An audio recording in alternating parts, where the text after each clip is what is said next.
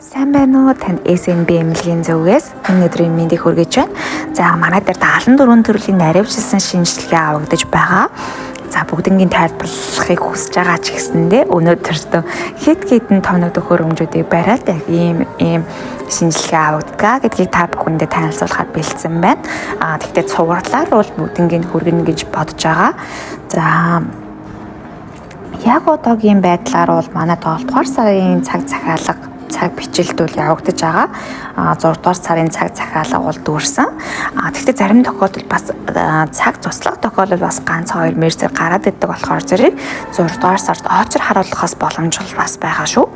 Ингээд дараагийн бичлэгээрээ илүү олон мэдээлэл, илүү олон тоног төхөөрөмж тайлбарлал, цаашлаад мэс заслын арга барил, ямар мэс заслууд байдаг тухай ч гэсэндээ дэлгэрэнгүй хүргээд явах болохоор пэйжтэйгээ илүү ойрхон байгаарай.